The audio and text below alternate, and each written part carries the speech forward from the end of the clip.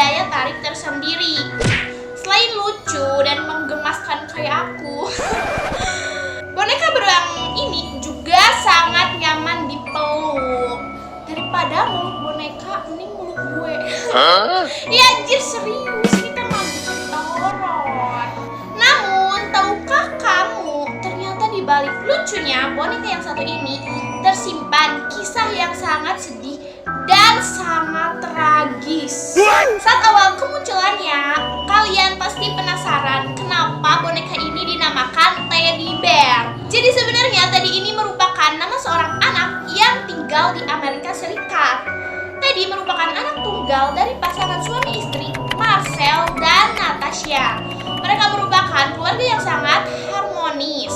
Mereka juga selalu memanjakan anaknya Teddy yang saat itu masih berusia 5 tahun.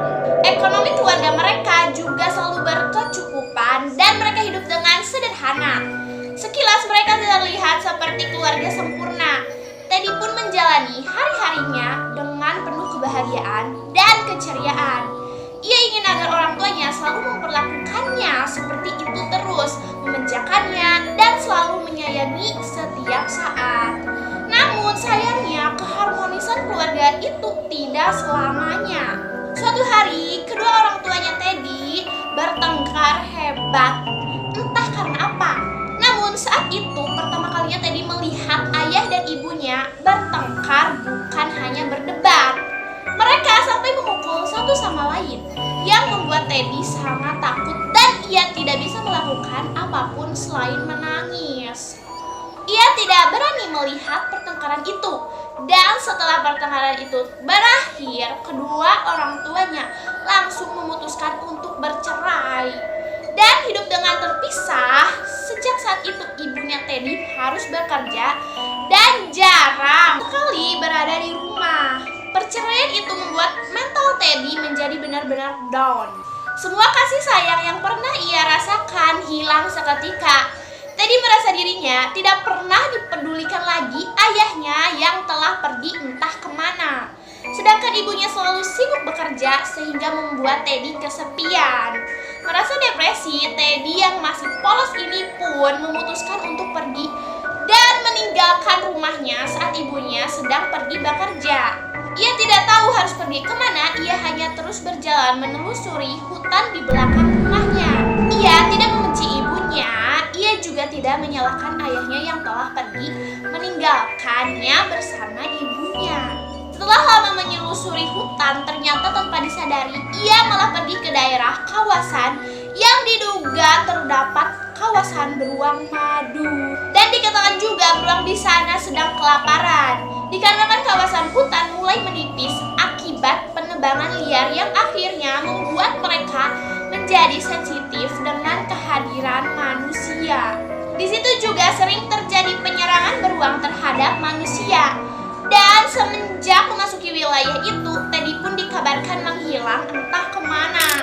Dan ia tidak pernah ditemukan lagi. Mengetahui anaknya menghilang, Natasha pun sepulang kerja langsung bergegas melaporkan kejadian itu ke pihak polisi. Dan polisi segera melakukan pencarian di dalam hutan belakang rumahnya. Diduga Teddy yang kesepian mencoba bermain ke dalam hutan dan akhirnya tersesat. Namun yang dikhawatirkan oleh Natasha adalah karena banyaknya beruang ganas yang bisa menyerang Teddy kapanpun. Dan kecemasannya ternyata benar-benar terjadi. Setelah polisi melakukan pencarian di dalam hutan, polisi menemukan baju dan celana yang diduga milik Teddy yang telah robek berlumuran darah.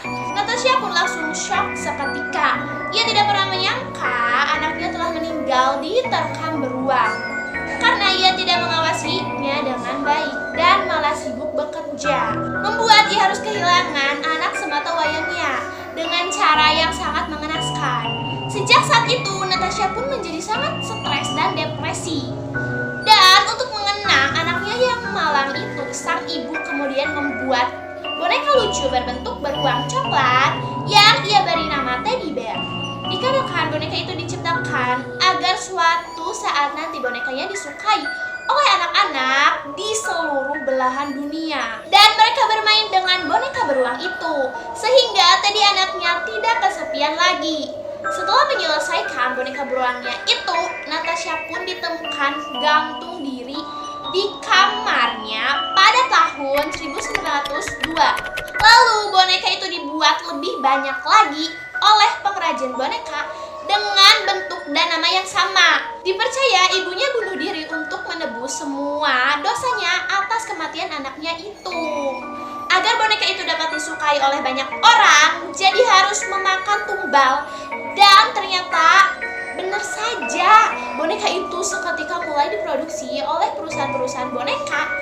Dan boneka itu langsung booming dan menyebar ke seluruh belahan dunia. Dan boneka itu juga dikenal dengan nama teddy bear. Dan dikatakan juga ada beberapa teddy bear ini yang ternyata bisa bergerak dan berjalan dengan sendirinya. Serem, gue kan punya boneka teddy bear.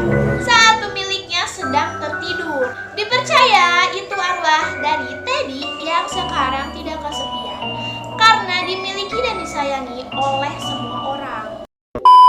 Nah, jadi itu guys asal-usul boneka teddy bear.